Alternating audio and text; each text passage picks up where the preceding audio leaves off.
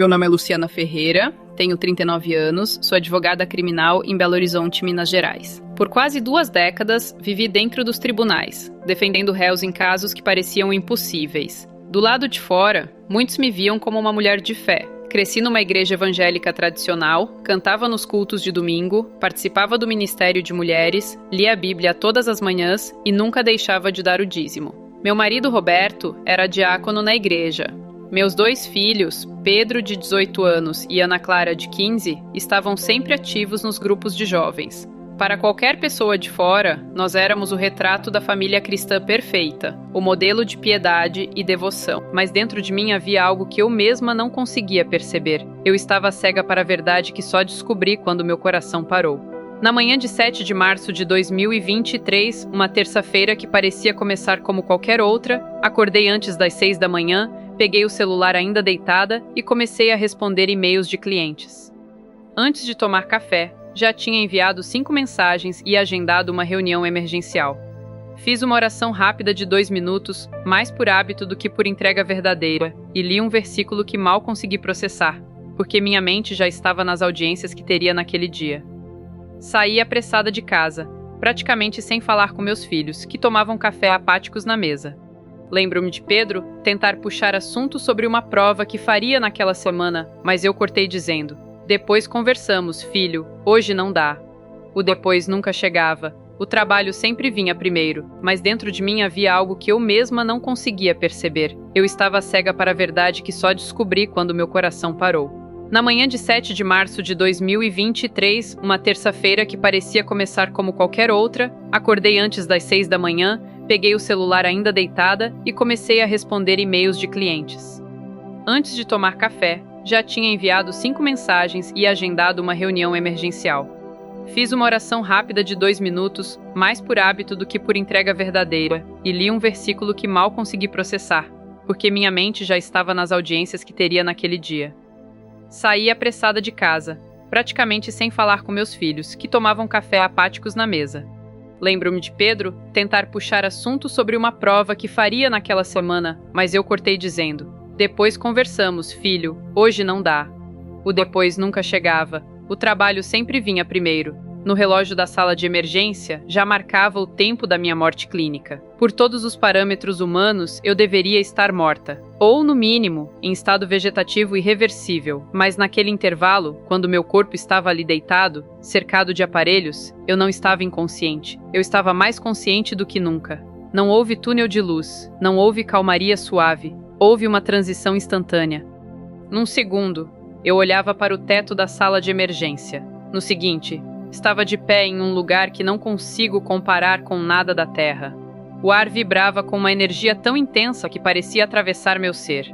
E ali, diante de mim, estava ele, Jesus.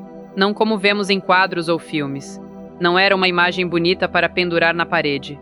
Seus olhos atravessavam tudo o que eu era. Cada pensamento, cada decisão, cada mentira que eu havia contado para mim mesma. Sua presença era tão santa, tão pura, que caí prostrada sem conseguir controlar meu corpo. Era como se toda a minha existência fosse esmagada diante da verdade. "Luciana", ele disse, e o som da minha vida inteira estava contido na forma como pronunciou meu nome. Cada escolha, cada oração vazia, cada hora dedicada ao trabalho mais do que a ele. Eu tremia. "Senhor, eu te servi minha vida inteira", consegui sussurrar. "Eu oro, eu jejuo, eu vou à igreja." Então, ele me mostrou que tudo o que eu acreditava ser devoção não passava de fachada. Quando Jesus me levantou do chão, vi que ele segurava algo em suas mãos. Era como se fosse a essência da minha vida inteira condensada em uma esfera viva, que pulsava com uma escuridão densa. Eu sentia que aquilo era a verdade do que eu tinha adorado por todos esses anos, embora não entendesse de imediato. "Você quer saber por que tantos que dizem me amar estão se perdendo?" Ele perguntou, com uma tristeza que parecia rasgar os céus. Antes que eu respondesse, o cenário ao redor se transformou. Já não estávamos mais naquele espaço de luz. De repente, estávamos numa sala imensa, como um tribunal cósmico. Vi milhões de registros, como se fossem livros vivos, cada um contando a história de uma vida em tempo real. Jesus apontou para um deles, e imediatamente eu reconheci. Era a minha rotina. Lá estava eu, Luciana, acordando todos os dias às 5h30 da manhã, pegando o celular ainda na cama para responder clientes. Oração rápida de 2 minutos, leitura apressada de um versículo e logo já mergulhada em e-mails, planilhas e processos. Café da manhã engolido de pé, no caminho para o carro. No trânsito, ligações de trabalho. No escritório, 10, 12 horas de correria, atendendo clientes, participando de audiências, revisando contratos.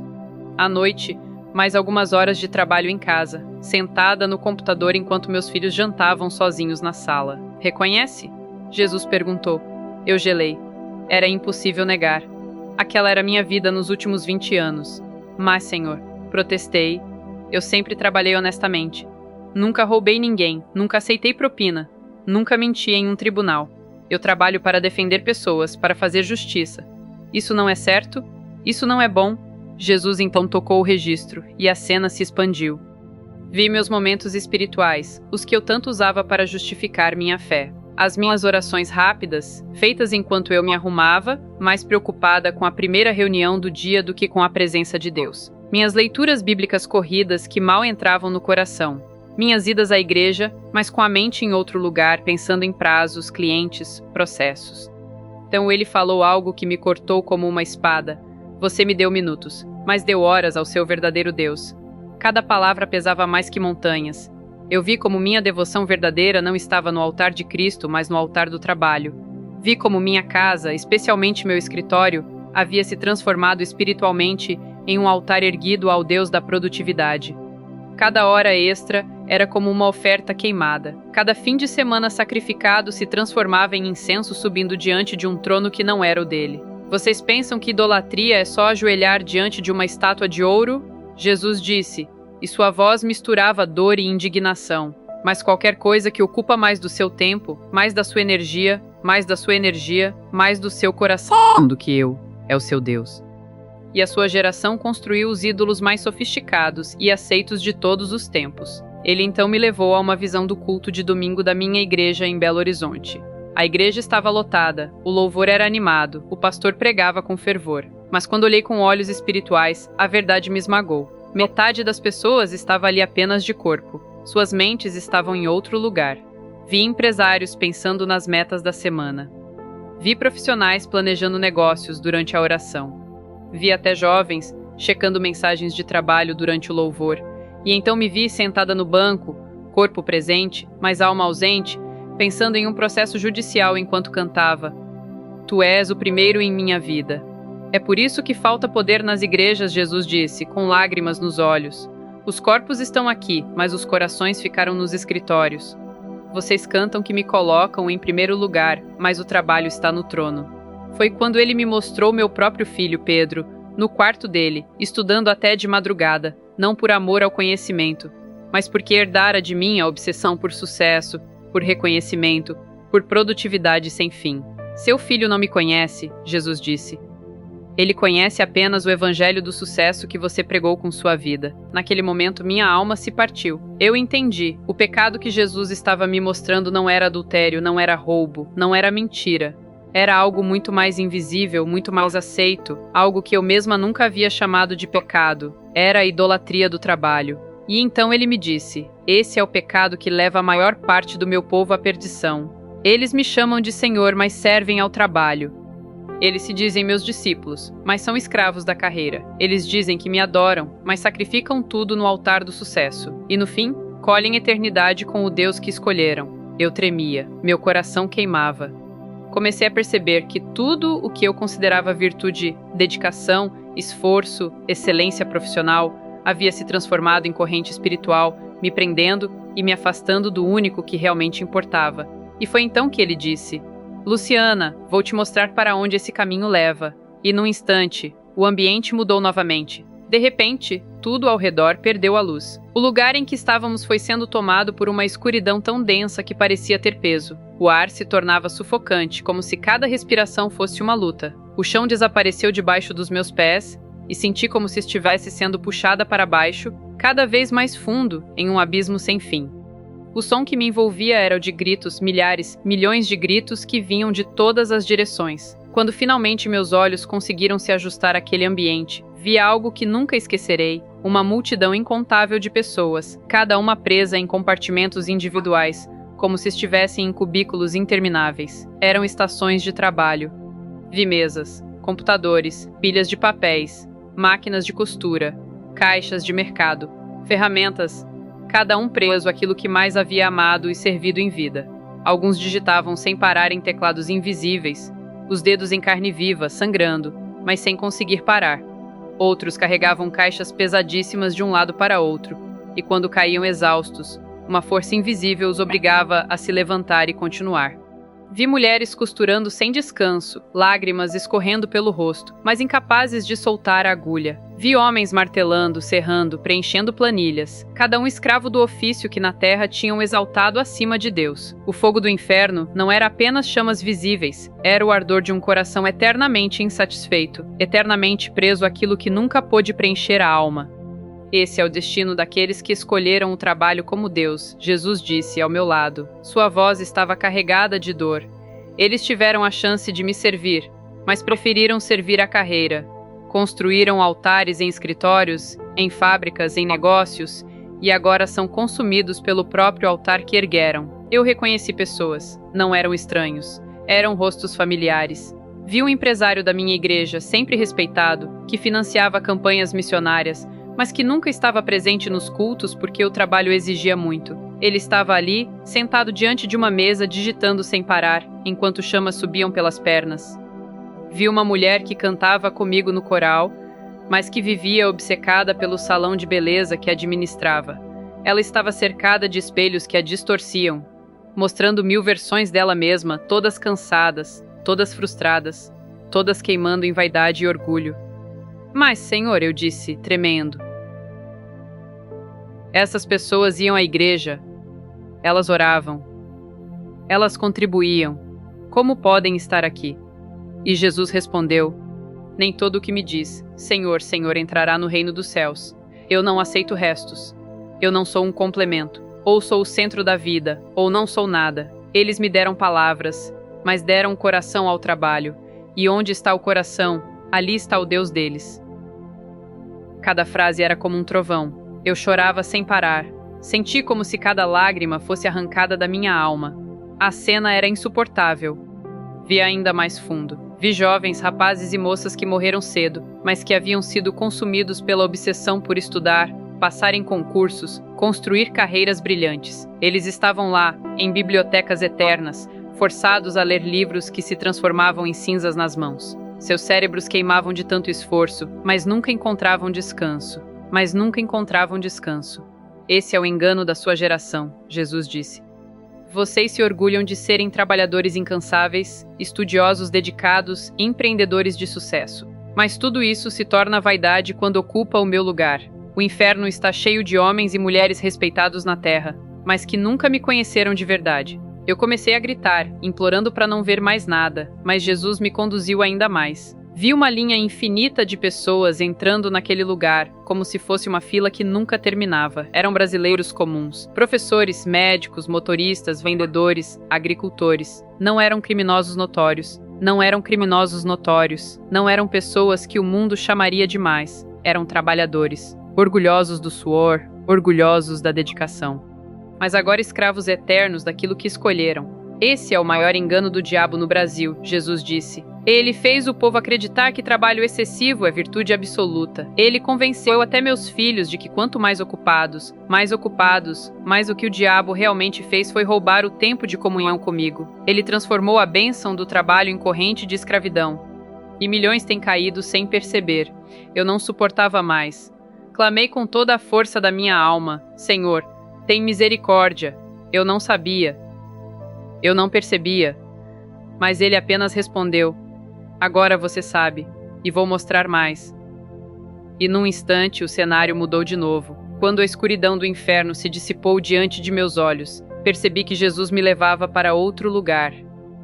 De repente, estávamos diante da minha própria casa, em Belo Horizonte. Era como assistir a um filme da minha vida, mas com a nitidez da eternidade. Vi meu marido, Roberto, sentado sozinho à mesa do jantar. A comida estava fria. Ele olhava para a porta, esperando por mim, mas eu não chegava. A cena se repetiu dezenas de vezes, até que a espera se transformou em indiferença. Vi-o desistindo de conversar comigo, desistindo de sonhar comigo. Nossos planos de casal foram murchando, substituídos por uma rotina mecânica. Vi meus filhos crescendo sem minha presença. Pedro, ainda pequeno, esperava que eu fosse às reuniões da escola, mas sempre tinha um processo urgente, uma audiência inadiável. Ana Clara me chamava para brincar, mas eu dizia: "Agora não, filha, mamãe está ocupada." O agora não se tornou o hino da minha maternidade. Jesus então falou: "Você achou que trabalhava por eles." Mas o que eles mais precisavam não era de dinheiro, nem de conforto, nem de roupas caras. Eles precisavam de você. E você ofereceu tudo ao trabalho, até mesmo o tempo que era deles. Cada palavra doía como ferro em brasa. Eu via meus filhos diante dos olhos de Jesus e percebia como eles carregavam feridas que eu mesma havia causado com minhas ausências. Depois o Senhor me mostrou a igreja.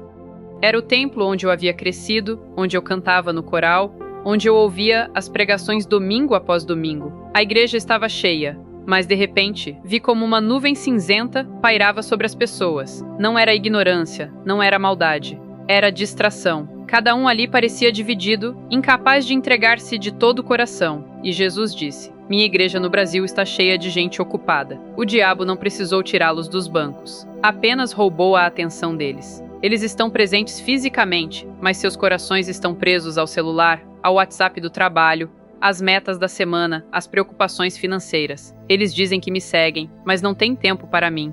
Eles cantam, mas não me adoram. Eles oram, mas não me ouvem. O barulho do mundo grita mais alto que a minha voz. Então vi o futuro. Vi uma geração de jovens que crescia sem conhecer intimidade com Deus. Vi adolescentes que passavam horas no celular, mas não conseguiam orar 5 minutos. Vi famílias desfeitas não por adultério, não por drogas, mas por ausência, pela idolatria do sucesso. Vi até mesmo pastores, líderes, missionários. Eles pregavam sobre fé, mas viviam atolados em reuniões, eventos, agendas cheias, sem tempo para ficar aos pés de Jesus. Alguns estavam tão esgotados que começaram a cair em tentações, e suas igrejas se dividiam como efeito dominó. A cena se tornava cada vez mais dolorosa. O Senhor me mostrou que essa idolatria silenciosa estava corroendo a fé de milhares de cristãos no Brasil. Não era perseguição aberta, não eram leis anticristãs. Era algo muito mais sutil. A correria, a pressa, o trabalho sem descanso, a rotina sufocante. Esse é o maior roubo desta geração, Jesus disse. Não é apenas a idolatria ao dinheiro, é a idolatria ao fazer, ao produzir, ao estar sempre ocupado. O diabo sabe que, se conseguir roubar o tempo de oração, a comunhão com o Espírito, a entrega do coração, ele não precisa fazer mais nada. Os filhos de Deus se tornam estéreis sozinhos. E eu vi igrejas inteiras se transformando em empresas, lideradas por pastores que mais pareciam executivos. Vi ministérios se tornando negócios, movidos por métricas e resultados, mas sem vida espiritual real. Vi cristãos que não adulteravam, não matavam, não roubavam, mas que, mesmo assim, iam direto para a perdição porque nunca colocaram Jesus de fato no centro. Foi quando o Senhor olhou fundo nos meus olhos e disse algo que nunca esquecerei. Luciana, eu não morri na cruz para ser parte da sua agenda. Eu morri para ser a sua vida. Naquele instante, compreendi. O problema não era trabalhar, estudar, buscar sustento. O problema era quando tudo isso se tornava o eixo da existência e Jesus virava apenas um acessório. Eu percebi que havia transformado o Senhor do Universo em um detalhe, em uma nota de rodapé, em uma formalidade espiritual. Meu coração se despedaçava. Eu chorava tanto que pensei que fosse me afogar em minhas lágrimas. Então Jesus disse: "Você ainda não viu tudo. Vou te mostrar o que significa perder a eternidade por causa desse engano." E novamente, a visão mudou diante de mim. Quando a visão mudou, senti como se fosse lançada em um espaço aberto, onde não havia paredes, nem chão, nem teto. Tudo ao meu redor era infinito. Ali, a presença de Jesus era ainda mais forte. Não havia nada que pudesse se esconder dele. Eu estava completamente exposta. Foi então que ele falou, não apenas para meus ouvidos, mas para cada fibra da minha alma: "Luciana, você ainda tem uma chance. Estou te dando a oportunidade de voltar e mudar o curso da sua vida. Mas entenda, não é para viver como antes. É para viver como antes. Se voltar, terá que morrer para o seu velho eu." Eu tremia. Meu coração ardia como fogo. Senhor, eu não quero mais viver daquele jeito. Eu não quero mais viver daquele jeito. Eu não quero mais me perder em horas e horas de correria e te dar apenas migalhas. Ele então colocou a mão sobre o meu peito, e eu senti um peso saindo de dentro de mim. Era como se correntes invisíveis fossem quebradas uma a uma. Correntes feitas de planilhas, processos, contratos, agendas, clientes. Eu via tudo isso cair no chão, como ferro enferrujado que já não tinha poder sobre mim. Vou te ensinar a viver no meu ritmo, Jesus disse. O trabalho é bênção quando está no lugar certo. Mas quando toma o lugar do Senhor, vira maldição. Você precisa aprender a descansar em mim, a buscar primeiro o reino de Deus. Não se trata de largar sua profissão, mas de colocar cada detalhe dela sob minha autoridade. Eu não quero apenas seus domingos. Eu quero suas segundas-feiras, suas terças, cada dia da sua vida. Ele então me mostrou uma cena do futuro. Vi-me acordando de madrugada, não para responder e-mails, mas para estar em oração, buscando sua presença. Vi-me no escritório, antes de abrir qualquer processo, entregando meu dia ao Senhor. Vi-me diante dos filhos, finalmente ouvindo suas histórias, suas dúvidas, suas dores. Vi-me ao lado do meu marido, reconstruindo a intimidade que o trabalho havia corroído. Esse é o meu plano, ele disse. Uma vida inteira rendida a mim, em cada detalhe. Não quero apenas uma advogada de sucesso. Quero uma filha obediente, que leva minha presença para onde for. Chorei ainda mais, porque percebi que nunca tinha entendido o Evangelho de forma tão simples e tão profunda. Eu havia transformado a fé em um ritual, em compromissos formais. Mas Jesus me mostrava que era relacionamento, entrega total, intimidade diária. Se voltar, Luciana, ele continuou, precisa contar o que viu. Não guarde isso só para você. Muitos no Brasil estão caminhando para a mesma condenação sem perceber. Eles precisam ouvir. Eles precisam despertar. De repente, ouvi uma voz distante, como ecos vindos da terra. Eram os médicos na sala de emergência. Alguém gritava: "Estamos perdendo. Vamos mais uma vez." Outro dizia: "Já são 22 minutos, não vai voltar." Mas então ouvi uma enfermeira orando baixinho: "Senhor, devolve essa vida, dá mais uma chance." Foi como se Jesus sorrisse para mim. "É hora de voltar. Leve a minha mensagem." E antes que eu pudesse responder, senti uma força puxando-me com violência. O ambiente celestial desapareceu e fui arremessada de volta ao meu corpo. De repente, um choque atravessou meu peito. Meus olhos se abriram com dificuldade. Vi rostos borrados, médicos correndo, aparelhos apitando. Minha garganta ardia, meu corpo parecia esmagado, mas eu estava viva. Naquele instante, percebi. Jesus tinha me dado uma segunda chance. Os médicos ficaram em choque. Alguns diziam que, depois de tanto tempo sem batimentos, eu jamais voltaria consciente. Outros balançavam a cabeça, dizendo que era impossível. Mas eu sabia a verdade, não eram eles que tinham me trazido de volta. Foi Jesus. Os dias seguintes no hospital foram de dor física, mas também de renascimento espiritual. Cada noite, eu lembrava das visões, dos gritos, das correntes do trabalho, das famílias destruídas. E cada manhã, eu dizia a mim mesma: nunca mais vou viver como antes. Quando recebi alta, meu primeiro ato foi reunir minha família na sala de casa. Me ajoelhei diante deles e pedi perdão. Pedi perdão a Roberto por tê-lo negligenciado como marido. Pedi perdão a Pedro e Ana Clara por tê-los deixado crescer à sombra do meu escritório. Eles choraram comigo e naquele dia sentimos que Deus começava a restaurar o que havia sido roubado. Também pedi perdão à minha igreja. Subi ao púlpito num culto de domingo, ainda fraca, mas com o coração queimando. Contei tudo o que havia visto, cada detalhe, cada palavra que Jesus me disse. Muitos choraram, alguns ficaram em silêncio profundo, outros se quebrantaram no altar. Foi um mover de arrependimento como nunca tínhamos vivido. A partir dali, minha vida mudou. Não larguei a advocacia, mas entreguei minha profissão a Cristo. Passei a orar antes de cada caso, buscando sua direção. Se um processo me roubava tempo de estar com ele, com minha família, eu recusava. Pela primeira vez, entendi o que significava descansar no Senhor. E percebi algo extraordinário. Quando coloquei Jesus no centro, até mesmo o meu trabalho começou a dar mais frutos. Não era mais correria cega.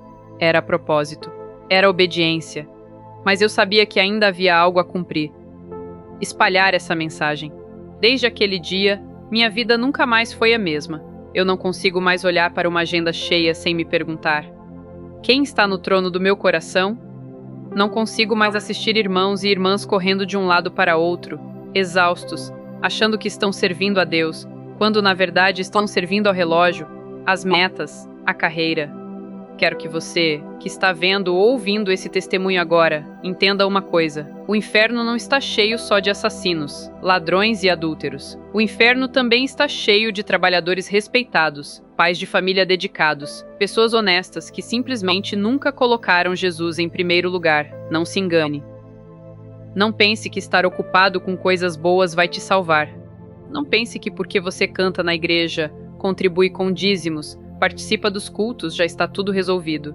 Eu mesma fazia tudo isso. Minha vida parecia correta aos olhos dos homens. Mas no tribunal de Cristo, Ele mesmo me disse: você me deu minutos. Deu horas ao seu verdadeiro Deus. Esse Deus pode ter nome de carreira, de concurso, de negócio, de faculdade, até mesmo de ministério. Até o trabalho dentro da própria igreja pode se tornar um ídolo quando ocupa o lugar da intimidade com Jesus. E diante do Senhor não há desculpas. Ele não aceita ser um detalhe, um encaixe de domingo. Ele é Senhor ou não é nada. Talvez você esteja lendo isso e pensando: mas eu preciso trabalhar, eu tenho contas para pagar, eu tenho filhos para sustentar. Eu sei. O Senhor também sabe. O trabalho é bênção quando está no lugar certo. O que Jesus condena não é o esforço, não é a responsabilidade, não é o sustento. O que ele condena é quando o trabalho toma o lugar dele. Quando você acorda e a primeira coisa que pensa é na planilha, no prazo, no cliente, no celular e não em Cristo. Quando seus filhos clamam pela sua presença, mas você sempre responde: depois. Quando sua Bíblia fica fechada na estante, mas seu computador nunca descansa. Eu vi com meus próprios olhos. Milhões estão entrando no inferno sem perceber, porque foram ensinados a acreditar que ser produtivo é o mesmo que ser fiel, mas não é. O reino de Deus não se mede por horas extras, por promoções, por diplomas, por dinheiro. O reino de Deus se mede por entrega total a Cristo. E eu te imploro, em nome de Jesus, não espere morrer para descobrir essa verdade. Eu tive misericórdia. Eu recebi uma segunda chance. Mas e você? Quem garante que terá? Quem garante que amanhã não será tarde demais? Hoje é o dia de se ajoelhar e dizer: Senhor, eu tenho te dado migalhas, mas a partir de agora quero te dar tudo. Quero que minha vida, meu trabalho, minha família, meus estudos, minha agenda, tudo seja teu. Lembre-se do que Jesus me disse: eu não morri na cruz para ser parte da sua agenda. Eu morri para ser a sua vida. Que você não seja encontrado como eu fui, com correntes invisíveis presas ao trabalho. Que no dia em que seus olhos se fecharem para este mundo, você possa ouvir de ele: muito bem, servo bom e fiel. Essa é a escolha diante de você agora. Ou Cristo ocupa o trono, ou o trabalho ocupará. Não existe meio termo, e a eternidade depende dessa decisão.